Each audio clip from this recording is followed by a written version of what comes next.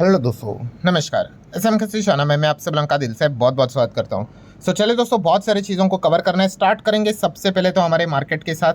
आज के दिन की 200 पॉइंट की गिरावट देखने को मिल गई, 1% के आसपास बाजार में प्रेशर देखने को मिल गया।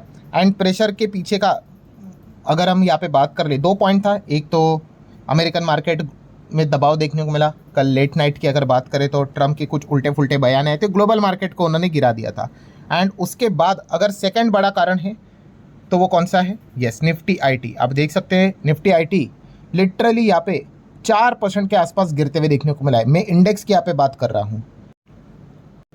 जो आप सभी लोगों को पता ही है, जैसे कि फाइनेंस सेक्टर ये हमारे मार्केट का मतलब निफ्टी का एक इंजन है, तो दूसरा बड़ा अगर कोई इंजन रहता है तो वो आईटी स्पेस ही रहता है। और आईटी स्पेस में इतनी गिरावट क्यों? तो उसके पीछे का रीज़न आपको पता ही है, एचसीएल टेक के नंबर।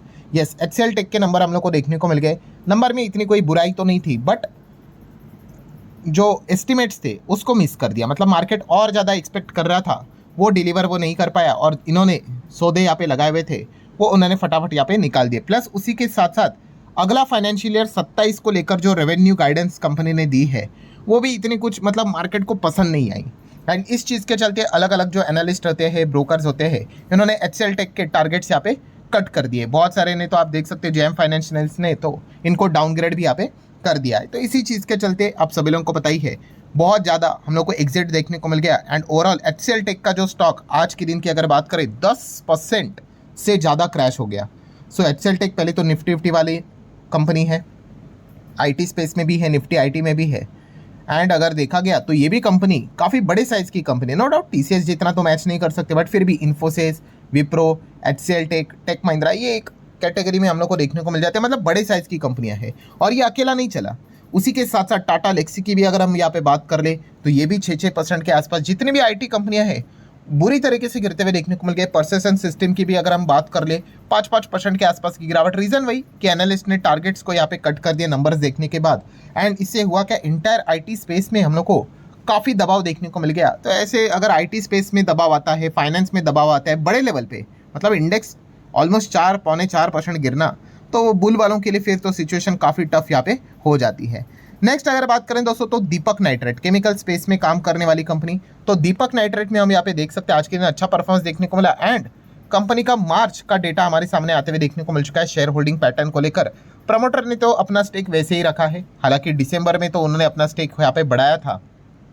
पर अगर हम लोग यहाँ पे बात कर रहे हैं दोस्तों, तो एफआईएस ने मार्च मंथ में अपना स्टेक यहाँ पे बढ़ाया है, तो एक अच्छी बात है। प्लस डीआईएस की बात कर ले तो डीआईएस ने भी अपना कुछ स्टेक यहाँ पे मार्च मंथ में यहाँ पे बढ़ाया है। मार्च मंथ मतलब क्वार्टर की अगर बात कर ले तो अच्छी बात है। इंपॉर्टेंट चीज़ क्या है दोस्तों कि एफआईएस ने यहाँ पे देख सकते हो स्टेक बढ़ाया है। लगातार एफआईएस तो बिकवाली कर रहे हैं। तो बिकवाली कर रहे हैं मतलब ऐसा नहीं होता कि बस बिकवाली करते हैं, नेट बिकवाली होती है, बट कहीं पे तो बाइंग भी होती है। बाइंग के हिसाब से अगर देखा गया तो यस, यहाँ पे नेट परफॉर्मेंस की बात करें तो दीपक नाइट्रेट में भी हम यहाँ पे कह सकते हैं एफआईएस की ओर से बाइंग देखने को यहाँ पे मिली है। नेक्स्ट अगर बात करें दोस्तों, तो मदरसन सुमी, मतलब एम सुमी की अगर बात करें, पहले तो मदरसन एक ही कंपनी थी, फिर उसके 2 टुकड़े हो गए, ठीक है। देन एम सुमी की अगर बात कर रहे हैं तो काफ़ी लोग पूछ रहे थे कंपनी के नंबर्स कब है, नंबर्स कब है। तो जब तक कंपनी बताएगी नहीं कि नंबर्स का डेट अनाउंस नहीं करेगा, तब तक तो पता नहीं चलेगा। बट चलिए, फाइनली कंपनी ने अनाउंसमेंट कर दिया भाई कि 28 अप्रैल को तैयार हो जाए, उस दिन एम सुमी के नंबर्स हम लोग को देखने को मिलने वाले हैं। देन अगर बात करें दोस्तों, तो आज के दिन सबसे ज़्यादा फोकस में रहने वाली कंपनी ट्रेंट लिमिटेड, ये भी इंडेक्स वाली कंपनी आप लोगों को पता ही है। एंड ट्रेंट की अगर हम लोग यहाँ पे बात करें तो इनके सिर्फ नंबर नहीं, कॉर्पोरेट एक्शन, जैसे कि ट्रेंट ने बताया था कि वो बोनस देने के ऊपर विचार कर रहे हैं, तो इस चीज़ के चलते ट्रेंट फोकस में था। एंड अगर हम यहाँ पे बात करें, सबसे पहले तो ट्रेंट ने क्या डिविडेंड दिया है, तो यस डिविडेंड दिया है। कितना दिया है? 6 रुपया। यस, 6 रुपया का यहाँ पे डिविडेंड रिकमेंड किया है, ठीक है। अभी जितने भी डिविडेंड रहेंगे वो रिकमेंडेशन में ही रहेंगे, क्योंकि बाद में जाके आप सभी लोगों को पता है जब एनुअल जनरल मीटिंग आएगी उसमें शेयर होल्डर का कंफर्मेशन मिलेगा, तब जाके वो डिलीवर हो जाएगा, तो टाइम तो लगेगा। बट पॉइंट यहाँ पे क्या है, यस 6 रुपये का डिविडेंड की घोषणा वो कर चुके हैं। देन अगर हम बात कर ले सबसे important cheese, what about the bonus share, क्या दिया है या नहीं दिया है? तो यस, बोनस शेयर उन्होंने यहाँ पे जैसे कहा था वो तो दिया है, तो चलो ये एक अच्छी बात हो गई। अब सेकेंड इंपॉर्टेंट पॉइंट क्या है कि भाई बोनस शेयर का रेशो क्या है। तो बोनस शेयर का रेशो की अगर बात कर ले तो आप देख सकते हैं वो रेशो है 1:2। 1:2 मतलब क्या दोस्तों, यहाँ पे लिखा हुआ है कि अगर आपके पास 2 ट्रेंड के शेयर होंगे पोर्टफोलियो में तो जाके आपको एक एक्स्ट्रा शेयर मिलेगा। यस, मतलब ये वाला जो रेशो होता है ना दोस्तों, ये मार्केट को यूजुअली कभी कभी पसंद नहीं आता है, ठीक है, क्योंकि आप यहाँ पे देख सकते हो, मतलब जिनके पास एक शेयर होगा उनका क्या होगा, ठीक है, तो काफ़ी अनसर्टेनिटी क्रिएट यहाँ पे हो जाती है। हाँ, जिनके पास 2 है भाई उनको 1 यहाँ पे मिल जाएगा, जिनके पास 4 है उनको यहाँ पे 2 मिल जाएंगे, ठीक है, मतलब 2 के मल्टीपल्स में आपको देखने को यहाँ पे मिल जाते हैं। सो इस प्रकार के जो अब रेशियो यहाँ पे आ जाते हैं तो कभी कभी बाजार इसको थम्स डाउन भी हम लोग को करते हुए देखने को यहाँ पे मिल जाता है। अब ये कल पता चलेगा कि ट्रेंड का ये जो बोनस का ये जो अनाउंसमेंट है, ठीक है, वो मार्केट को पसंद आया कि नहीं आया है, ठीक है, ये एक पॉइंट है। एंड सबसे इंपॉर्टेंट चीज़ भाई Q4 के नंबर्स भी, ठीक है, तो चलो नंबर भी देख लेते हैं। तो मार्च दिसंबर मार्च, ठीक है, सीक्वेंस वैसे हम पढ़ते वैसे ही है। सो टोटल इनकम देख सकते हैं 5055 करोड़, लास्ट टाइम था 5360 करोड़ के आसपास, उसके पहले तो 4500 करोड़ था। तो ईयरली तो क्लियर कट जंप है, बट क्वार्टरली आप देख सकते हैं गिरावट है, 5300 करोड़ से 5055 करोड़ हुआ है, ठीक है, ये इनकम की बात है। लेट्स सी, मतलब टॉप लाइन की बात है, अर्निंग्स तक, मतलब बॉटम लाइन तक आते आते क्या सिचुएशन बदलेगी, मतलब जो हम लोगों को अभी क्या पता चला कि क्वार्टरली डाउन है, ईयरली अप है। तो ये तो टॉप लाइन के हिसाब से, बॉटम लाइन में देख लेंगे। एक्सपेंसेस देख लेते हैं, 4500 crore, 4600 crore, 3800 crore, income minus expenditure, either we get profit or loss. So आप यहाँ पे देख सकते हैं कि हम बिना किसी एडजस्टमेंट का जो प्रॉफिट लॉस देखने को मिल रहा है वो कितना है, 535 करोड़ अप्रॉक्सीमेटली। लास्ट टाइम तो था ये 690 करोड़ 3 महीने पहले, और ये था 416 करोड़, तो 416-17 करोड़ हो गया, 535 करोड़। तो वही सिनेरियो है कि ईयरली जंप है बट क्वार्टरली काफ़ी डाउन है, 690 करोड़ से आप यहाँ पे देख सकते हो 535 करोड़ हम लोग को देखने को मिल रहा है। देन उसके बाद एक्सेप्शनल आइटम का एडजस्टमेंट है, जो कि आप देख सकते हैं कि कंपनी का पिछले क्वार्टर का जो प्रॉफिट है वो थोड़ा को और डाउन कर रहा है, बट फिर भी अगर हम देखेंगे तो इस क्वार्टर के हिसाब से उसका कंपैरिजन करेंगे तो वो डाउन ही नज़र आ रहा है।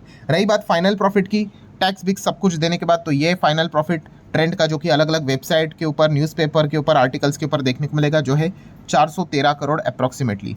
लास्ट टाइम था 510 करोड़ और एक साल पहले था 312 करोड़। तो चलिए वही सिनेरियो, ईयरली ठीक है भाई, 312 से 413 मतलब 100 करोड़ का एक्स्ट्रा फायदा हुआ है ईयरली, बट 3 महीने पहले 510 था, ये 413 होते हुए देखने को मिला। And don't forget exceptional item के चलते ये नीचे आया है, वरना ये 600 प्लस हम लोग को देखने को मिल रहा था। रही बात यहाँ पे ईपीएस की, अर्निंग्स की, तो वो उसी प्रोपोर्शनेट में देखने को मिलेंगे, मतलब कहानी वही, ईयरली जंप है, 8.95 का ईपीएस 11.26 हो गया, बट 14.42 का ईपीएस 11.26 हो गया, मतलब सेम वही चीज़, ईयरली जंप है, क्वार्टरली डाउनफॉल है। सो इस चीज़ को लेकर, ट्रेंड लिमिटेड के नंबर को लेकर मार्केट कैसे, स्ट्रीट कैसे रिएक्ट करता है, ये कल हम लोग को पता चलेगा।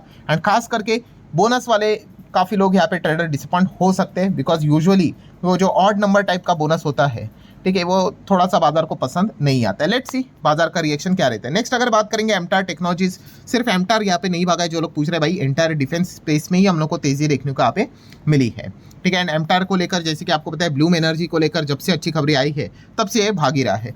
रही बात इरेडा की, तो इरेडा हो, वारे रिन्यूएबल्स की अगर बात कर ले, तो जितने रिन्यूएबल एनर्जी वाली भी कंपनियां हैं वो भी काफ़ी बढ़िया करते हुए देखने को मिल रहे हैं, जब से ऑयल क्राइसिस स्टार्ट हुआ है तब से लेके अभी तक। नेक्स्ट अगर हम लोग यहाँ पे बात करेंगे तो CDSL, यस, CDSL की अगर बात करें तो 3% की गिरावट, एंड वैसे भी देखा गया बहुत टाइम हो गया कि पहले जो जोश था वो नज़र नहीं आ रहा है। सिमिलर वे BSC की भी बात कर लें तो ये भी लाल रंग में चल रहा है। तो ऐसा क्यों? तो रीज़न बहुत ही सिंपल है दोस्तों, ये जो जितने भी स्टॉक्स हैं इनको क्या बोला जाता है पता है? Capital market related stocks. Capital market मतलब वही शेयर मार्केट रिलेटेड स्टॉक्स।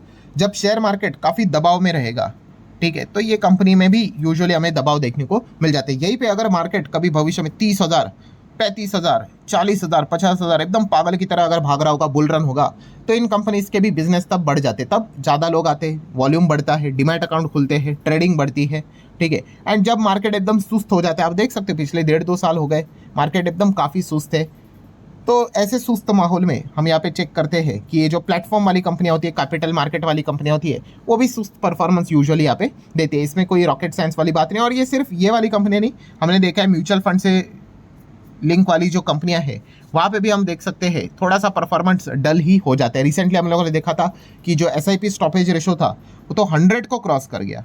100 को मतलब क्या है कि नए SIP तो आ रहे हैं, बट जो पुरानी SIP जो क्लोजर है वो उससे ज़्यादा नंबर दिखा रहे हैं।